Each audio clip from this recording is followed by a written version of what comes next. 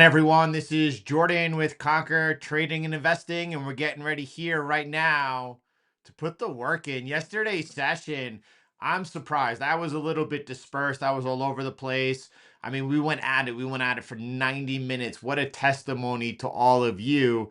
And I have to say, I'm really surprised. The feedback on yesterday's session was spectacularly positive. The comments through the likes. You all are absolutely legendary for the amount of work you put in. And I just want to go ahead and just say how much I appreciate all of you. We've been talking about a few different things. We've been talking about, seasonalities as we come into the summer, midsummer, throughout August, then the first few weeks of September. Now we're looking yesterday at what was, a period of time where I've been talking about like the really conducive liquidity conditions. And now we're moving into a situation after yesterday's Treasury report was released where we could actually be looking for during and at this period of time, which does not favor seasonalities. Let me just go ahead and put up a picture as we look at it. We're coming into what is flat, and then obviously a little pressure. And then we're looking at obviously into September, first few weeks could be quite negative. And at a time now where the US Treasury, they need to go ahead and raise a bunch of money, not only to continue managing the government debt, but to refill the Treasury general account. And this is going to be liquidity negative or put some pressure out there, or I suspect will put some pressure out there during a period of time, which already is kind of just, well, I'll say just a little bit uncertain. And we have to go ahead and we have to factor that into our analysis. By the way, starting and talking about dispersedness, MicroStrategy here, what an exit that we have taken. And you could see, just sometimes they don't go anywhere. Sometimes, often they don't go anywhere. We expect basically every 10 trades we take, more or less, that 5 or 6 are just going to stop out. Then of the ones that don't stop out, we expect only a small percentage of those go on to make the majority of the gains. This one over here, a fantastic exit as MicroStrategy now ahead of its earnings on Thursday is under some pressure. And then we'll jump back over here. Just I don't know. I'm just going to go with it as we feel fit. Let's take a look at what's going on as we see the U.S. Treasury release their borrowing estimates. What's a little funny, if you watch if you grind it out and made through yesterday's session, CTM strong, you know that I said, well, it seems to me, aside from the new issuances, they need to go ahead and fund the government. The U.S. Treasury general account right now is roughly at $300 billion. They probably want to take it back to 850 billion, which they foresee as a comfortable level. That's about $500 billion extra they're going to need to raise. And sure enough, you could see hours afterwards when they released it, about $500 billion of it is TGA, Treasury General Account Refill. Some people were saying, like Grok, it was a surprise that they borrowed that extra $453 billion higher than April's projection. It wasn't a surprise to us. It's exactly what we expected was going to happen. But now we're focused on markets and what is going to be the ramifications as we are entering a period of, I don't want to say, well, questionable seasonalities, not favorable, questionable. And then we're entering now to a period here where when Treasury General Account is actually drawing down, it's very conducive for liquidity. When they're drawing up and raising money, they're pulling liquidity. Where is it going to come from? There's $170 billion left in the reverse repo overnight. I'm wondering if this is going to be the fill over here that's going to go ahead and actually drain the reverse repo. What's interesting about that, and you could come to the last time that it was just drained down, and you could see this only goes, I was going to say this only goes back to 2003. You could see that when it was drained over here, this set up and helped cause actually the 2008 crisis. But it was for the most part drained all the way in 2018 well ahead of the 2019 issue. I don't think for a second that when the reverse repo is drained, and obviously making the assumption that it's going to be drained, that at that point in time, like crisis imminent at all. But I do think, I wonder, is that something that's going to cause the Fed to actually go ahead and stop QT? Is that something that's going to actually, like, why is the Fed saying they would have cut rates if it wasn't for the uncertainty of tariffs? We got what appears to be a relatively strong economy, job market. What are they concerned about? I wonder about these things, and I wonder if once it's drained, actually the clock begins ticking into when they're going to actually have to come in there and flood the system with liquidity. That's things that we're watching, but right now we're watching as the Treasury gets ready for these new issuances, and we'll look at the schedule in 1 second, or estimated schedule. It's probably a good time to bring up that yesterday there was an ugly 5-year with low foreign demand Treasury auction. That's short-term duration. Again, these things happen all the time. Highly, like, huge demand, huge foreign demand, and then over here you have an ugly one. But it's something to watch out for. And as the Treasury begins this new period of raising rates, of raising new issuances, of issuing all this debt, what's that going to do to yields, specifically long term? It's what I want to keep watching with all of you. Let's go ahead and look at what expectations here are for when exactly and how much they're looking to raise. And you could see August, the forecast over here is to be very, very, very high, which means to me that right now you could see that there's roughly, let's call it, sorry, I almost was able to do the math really well, but it's around $200 billion, and we're going to be watching this, and my expectations are that obviously through all of August that this should be very heavy. Their forecast. Oh, you can't see this right now, can you? Their forecast right now is about $200 billion on the calendar right now, and through all of August, this should actually accelerate. We're going to have to watch very closely about where the money's coming from and what, if any, of the ramifications are out on risk and risk assets. If you looked at the last time that they went ahead and they began raising the TGA, and you could see that this began over here in June, and then from the beginning of June they raise it like a substantial amount, like $200 billion. I'm going to go show you what happened on the Nasdaq during this period in a moment, and then really they raised it through the end of October.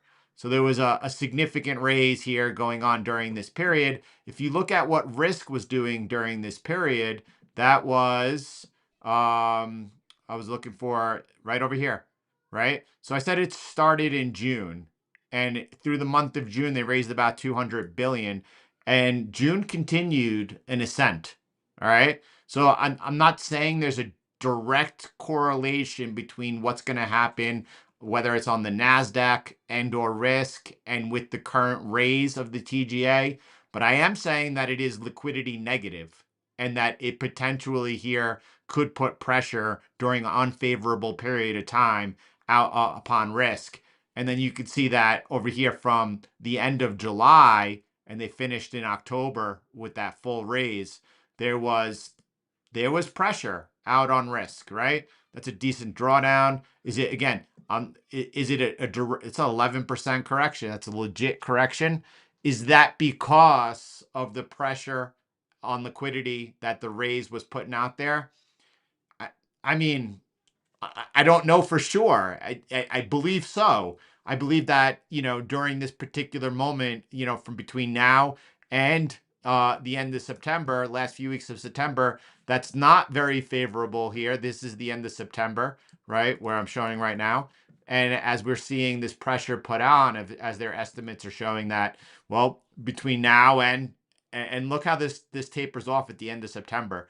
Actually, into the end of September and October, they're actually laying well off of the new issuances, and then starting again in through October into November, and then laying off again at the end of the year. So it seems to me that this is a period that, I'm just going to be like cautiously optimistic and seeing that, is this the time when I'm seeing a lot of people that are really looking to take on different type of risk than I've seen occur over the last 2 years. I really feel people a lot more like apt to take on risk here.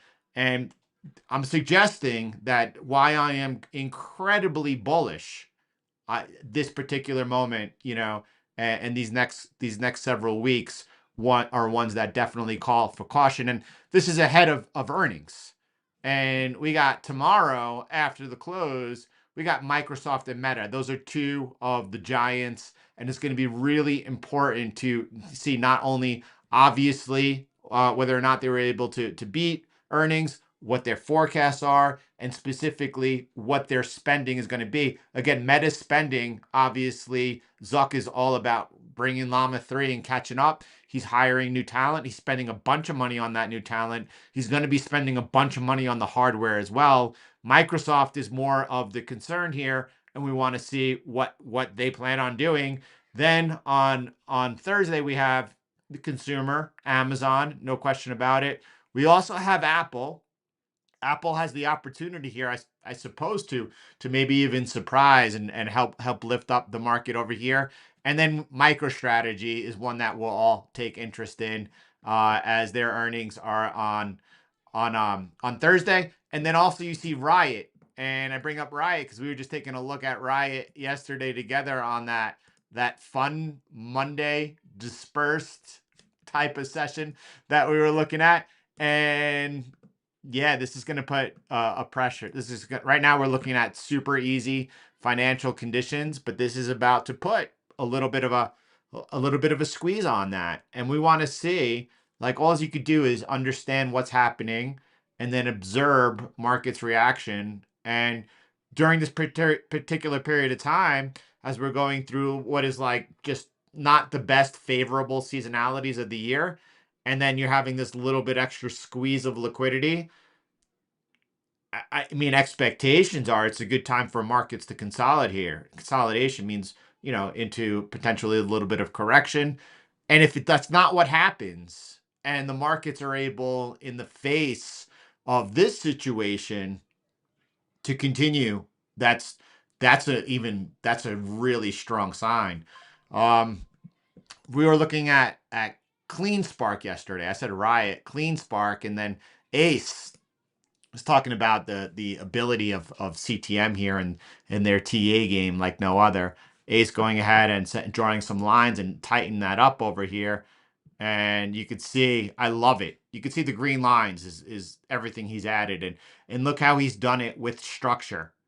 And just take a moment on the top left of the chart. Take a look at underneath that guy with the bulls behind him. That first touch into the green line, and then you come into the middle of the chart. You could see where it's again resistance, and then where it breaks above, and it kind of flows between that channel. You could see that broken resistance is holding us support. Flip flops a couple of times, and it's very clean. It's very much structure. Look what he does there. He just does a one touch off of the high of that consolidation above that broken resistance and support. And then he added the two lines at the bottom. And again, same and similar situation. He's able to find that trend line over there off of the bottom in the middle of the chart where it continues up. And then he does the one touch off the bottom over there. It's a very, very, very, very good looking chart. Very clean. And I like it a lot. There was one thing over here that maybe I had that I didn't share. So let me just go ahead and take a look at what we've gone. Refunding preview. Do we have a rising risk of Treasury sell-off on the spike in U.S. funding needs?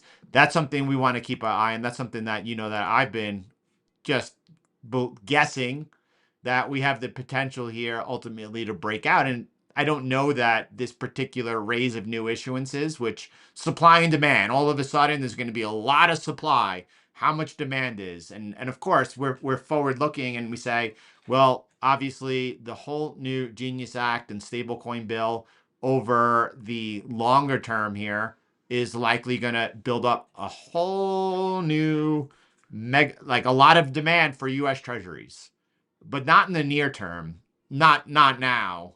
And even if Bitcoin were to make the next leg up over here, 130,000, that's not going to do it either. So, we have to worry about what is happening in the near term. Near term is really for us, we're setting the markers now between now and the end of September. I think that we're really mentally prepared, and let's go ahead and do our best to navigate it.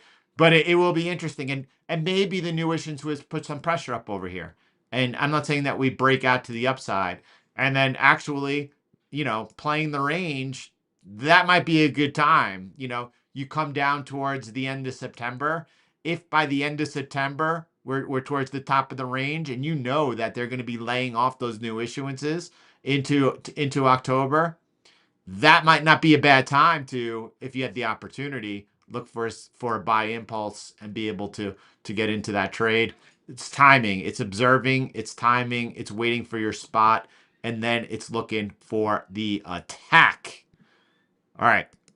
So some of the things that we are currently watching today, we had someone doesn't like that, or you could just do what other people do. They have no clue and they just shoot from the hip. Pew pew pew pew pew pew.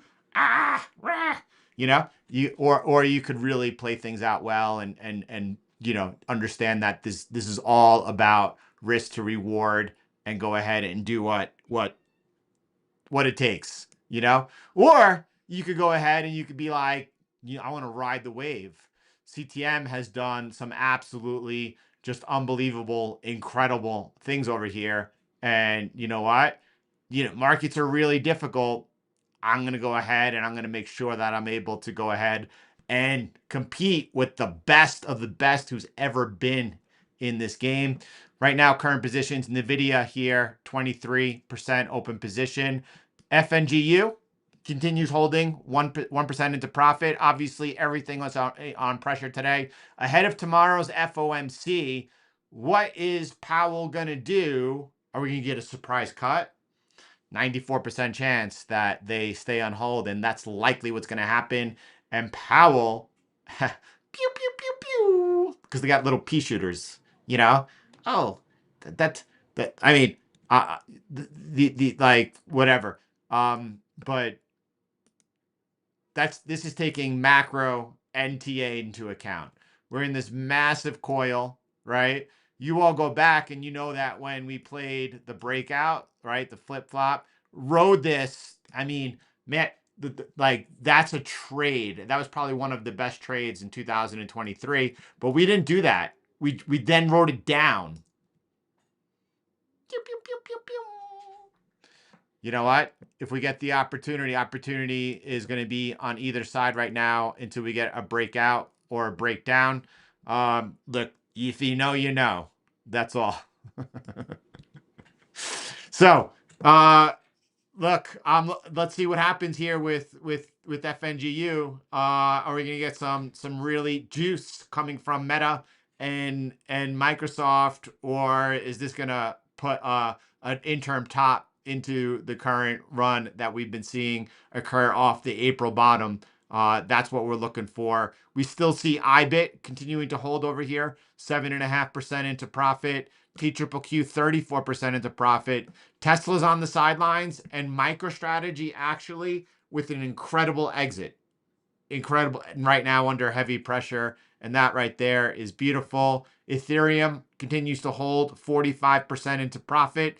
Big shout out to Doggin Nation for going ahead and vibe coding up the CTM algo dashboard. Absolutely love it. Cardano's still in that position here. Obviously, we're seeing risk under pressure today. Still 11% into profit. Solana on the exit. Very, very nice exit. And you can see over here, if I could just pull up Solana, and you know what? It's great taking small losses. Nothing wrong with that. Good job over here on Solana getting out here. And you can see that was just below what was our discretionary exit. And then I should have, after we entered back in and you had the low over here, what I would have done was come off that low, and you could actually, our exit was a little bit better than what would be a discretionary exit. Cardano here, from a discretionary standpoint, I would have exiting over here. That's a good real time. We'll find out which one winds up being better. Is Cardano able to go ahead and hold this trade, because it's not close to an exit at this point, holding that open position, and it looks much like the altcoins. In order for it to be able to resume up, it's going to need that breakout. I know Alexei was concerned, rightfully so, about that potential lower high being put in on the altcoins. Let me go ahead and jump up. By the way, dollar breakout confirmed, right? Let's see if that is able to build up on a trend right now, as obviously you all are aware that seasonalities for the dollar are right now in the sweet spot, favoring some bid on the US dollar. You take that, you sprinkle the macro on it, as the US has made what is a favorable trade deal thus far. There's speculation out there from people in Europe, so it's worth paying attention to, that basically the headline worked out really well for the US, but that the EU is going to be able to basically kill the US in the details and the footnotes, and the I'm looking for margin requirements for the quotas. We'll find out whether or not that's the case. There's other people who think that happened to the US under Trump with the USMCA, and Canada, headline looked like it favored the US, but then Canada really took it to them. The question will be, did he learn from his mistakes or not? That's what it comes down to. Text someone pew pew pew. Pew pew pew. They would be. I don't think they'd be a. You would have to get the voice. You would have to get the sound in there, not just the text, but pew pew pew pew. You need the whole tone in there. You need to get it right. Pea shooters. That's what we're looking at over here. Alexei is like, I don't like that lower high. You could see that actually overall market holding up a little bit better than Cardano. Cardano has pierced this line over here, and then so not so bad. And you could see, and it's probably rightfully so at this point, you see that we started off with this one, and then we moved the stop up over here. But you could see that, look, it's just like perfect, right? The three touches into the structure. So yeah, just keep moving it up and see if whether or not it's able to hold and continue leg up, or we get a breakdown and a breakdown of this line over here. That's going to signal that likely that wasn't the moment here for alts to make their breakout to the new all-time highs. Let's just jump over to Ethereum. Ethereum running into some supply over here, much like the total three, into that supply. I saw, did you guys all see, was Bitmine down? Tom Lee's Ethereum corporate company down 20% in after hours yesterday. I wish I had a chart to pull up with you. I'm going to go ahead and just see whether or not this is too aggressive for y'all. Let's go ahead and see. This is the original line I look at. Look at that. It's actually, I'm connecting the lines over here, and then I see that that's also was resistance over here. That's likely the line, right? Most people would do this if they were drawing a line on a chart. They'd be like, that's the trend line over here. I'm going to go with this one. I'm going to go ahead and give the confirmation of when. See this one? We wicked down below heavy, but I'm going off of the touch here, just built up over there. That's how I like it. I'm going to go ahead and hopefully Ethereum is able to hold on here for dear life. Why is this not working? That's weird. What happened to TradingView? They keep making so many changes. I can't say for the better at all. Why is this not making my line lighter? TradingView, what is going on? Unbelievable. Nah, TradingView just keeps making changes, and I don't know what's going on over there at all. Anyway, Bitcoin here, $117,000. Obviously, what we're looking at over here is where I'm looking at. Oh, there, I didn't get a chance to get into the jobs numbers with you, and we saw jolts and less job openings than anticipated. Does that lead to higher wages? I guess what I tried to dig into the report. Let me go ahead and see where I digged into the report. Let me get rid of this now. Let me get rid of this now. We talked about it. Let me go over here. All right, because again, job market, extremely important. We're moving forward. We're watching to see whether or not we're headed towards an event-driven recession, or we're able to kind of zoom out of here and put on that growth that we're looking at. You can see right now, the U.S. economy after today's jolts has never entered a demand-driven recession when the unemployment rate has been below the job vacancy rate as it is right now, but it's very close. It's like very close to turning. And are we going to be able to see? I don't know, but digging in deeper. And I was looking at the report, and it's the headline is job opening slide as number of new hires unexpectedly plunge. Like, do you believe the CPI number is real or fake? And if you believe the CPI number is real or fake, what do you think about the jobs numbers? Right? Jolts and non-farm payroll have not matched up in a little bit. Zero hedge is like, how do you make sense of the sudden improvement in the labor market? I didn't read this as an improvement in the labor market. I read this as crack. So I asked Grok for his opinion. Let me show that with you over here. But he's saying it likely has to do with DOL starting to factor in the collapse in the shadow labor market, the once dominated by illegal aliens, and the replacement of illegals with domestic workers. The question is how long until this appears in much weaker than expected payroll prints. We may find out this Friday when we get the full jobs report for July.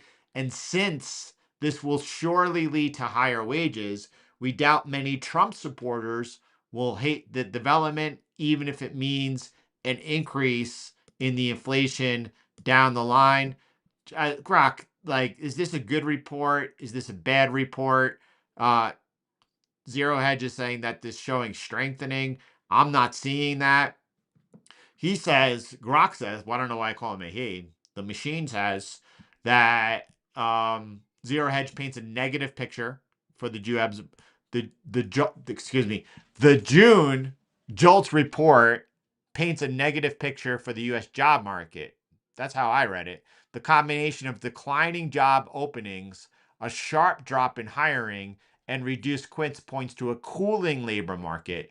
Why does that matter? It matters a lot. We're going to keep watching. But again, if my memory serves me correct, go back 1 month ago, and we come back 1 month ago, and we look at the jolts. Oh, jolts was better than expected. I was going to say I thought it was a bad print. Non-farm payroll extraordinarily strong. What are the estimates for Friday? Let me go ahead and jump back in here and look at what we're looking at. And there we go. Come back over here. Friday, they're looking for a very low print. You know what? If it comes in below expectations, below 100,000, what is the market's reaction going to be? Is it first going to be horrific, and then it's going to be like, oh, that means that they're going to be cutting, and then is it going to go ahead? This is becoming exciting over here as we move towards, first of all, tomorrow's FOMC. We get to hear from the chairman himself. By the way, this morning I was just looking and thinking about, yeah, this I strongly agree with this. They keep raising their prices for a worse product every year. It seems to me that's going to be smart. I don't know, but I mean, fire sale going on. What it comes anyway. There's been a lot of talk recently about the independence of the Fed, and there's been a lot of talk about like the president trying to get the Fed to align with the administration's goals, and a lot of people are very negative on this taking place. And then I remember growing up, and the story was that, you know what, Bill Clinton took office, and he wanted to go ahead and balance the budget. And he did. There was a surplus under Clinton. And the first thing he did to do that was he met with Fed Chairman Alan Greenspan, and he let him know what he wanted to do. And Alan Greenspan was more than happy to work with him. And they went ahead and they orchestrated Fed policy in order to be conducive to the goals that the president of the United States wanted to achieve for the country. Which I think is good. But where was the whole independence talk going on? Where was this is outrageous that the president of the United States is asking the independent Fed chairman for help for going ahead and aligning the policy of the monetary policy along with the fiscal policy. So that's something to bring up, or I'm bringing it up over here because that's how it happened. And I remember growing up being like, wow, Clinton was so smart to go to the Fed and ask for help from the chairman. And he listened to him, and they worked together and they did it. So anyway, I look, that's just what happened. Now it'll be spun other ways and whatever, but you know, this is the world we live in. I'm excited to hear from Powell tomorrow. I'm really excited to hear what he's got to say. I imagine that he's still going to say, there's still unclarity. We still need time. And I'm not sure whether like he believes that this is all going to be inflationary. And he's buying his time. And then, you know, I mean, is it possible he surprises with a cut? Because like the old pat on the back, was that like bringing someone, you know, New York style, bringing someone to the construction site, talking about the basement, and then being like, you know, I doubt it. I doubt he's gonna cut. I doubt he's gonna cut tomorrow. But what a world we live in, and we will find out. And then after that, we have Friday's non-farm payroll. And what happens if Powell's like, no problems here, and then that print comes in 100, under 100, with problems here, and then markets are going to be heavily begin pricing in a cut, obviously, for I'm looking up at the top. I'm trying to find there it is. And then into the September meeting. And right now, as far as the probability of a cut coming in September is, I mean, it's leaning towards a cut. This could also change after Powell takes the mic tomorrow. He could very well communicate like, and September could be priced out soon enough. So very interesting week between the FOMC and then after today's jolts, Friday's non-farm payroll. And we just continue here as all of the hoopla continues, managing our positions, staying in a position of power. And now I'm starting to get interesting here as we're seeing some new developments. And again, new development as far as, wait a second, Jordan saying that we got seriously loose conditions. And now he's saying, watch out, the current raise of the TGA. And you can point over here. So what happened in here? In under Yellen again, this is both Yellen, right? And over here, starting in December, well, we know what happened over here. Markets corrected massively. I personally don't attribute it necessarily to the TGA being raised over here, putting that pressure out on liquidity. This is exactly where December we saw monetary based total begin to go the wrong direction. That's where I talk about every time that happens, you have a top in risk assets. And you know what? The Fed had just announced that we're going to be tapering down QE. And that's when they began in December. So I guess it's a double whammy. Not only did you have all that taking place, you did have the pressure out here on the TGA, and that went all the way through May. And then obviously you all remember the price action that was occurring in that particular moment. And I'm just going down over there to 2022. So it begins in December and it goes through May. And obviously markets did not like that. So again, we have two occasions where you see TGA raising money, putting that pressure out on liquidity. In both cases, the Nasdaq corrected. You know, one time there were other circumstances going on, which we just talked about, and it was a major correction. And in this time, it was 11% correction. So, you know what? Here's where we are as we head into, you know, seasonalities. What are seasonalities? Well, during coming out of the one of the most favorable 2 week period, obviously the markets, they just followed the average of what it's been over the last 100 years of these seasonalities. And is that going to happen again? I don't know, but it's just that awareness point that we're into right now. So CTM, pew pew pew pew.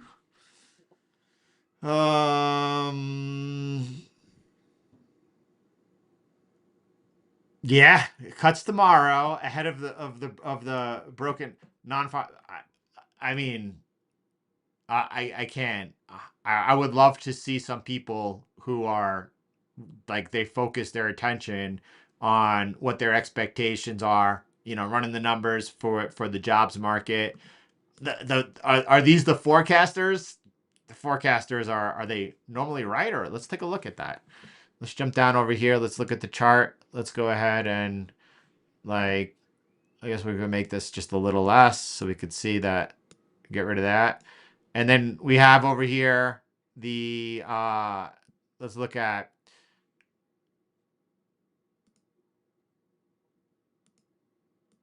all right, so the forecast is the line over here. I don't even know what color it is. The orangish beige color, and then the actual. And I'm just looking at this. I'm gonna say, well, they got one right here. They got a couple of right here, but more often than not, the experts are enormous misses, enormous misses. So, you know, I get how, like, what could you say? I wouldn't expect the number to be hit, or I would say that, like, 20% of the time they get it right, and more often than not they get it wrong, which is awesome for obviously intraday volatility. But yeah, find out what happens as we move into tomorrow. Jerome takes the mic today. It's short and sweet after putting you through that 90-minute session. I know you all loved it, though. I mean, I didn't think in real time that you did. I was surprised to see how much that it was. And for me, it was just, I was like, wow, so impressed with all of you. Everyone. Oh, I have to read that research report you sent. I hadn't had the opportunity yet. We've had guests, we've had family visiting. Leaving today, I'll be back a lot more into the into form. Right now, everyone, let's get after it. Have a beautiful day. Thanks for being here. Thanks for all the support. Thanks for the love. God bless you all. I'll see you tomorrow ahead of Jerome. We'll continue putting it all together step by step and making sure we stay on the right side. CTM. Have a wonderful day, everyone.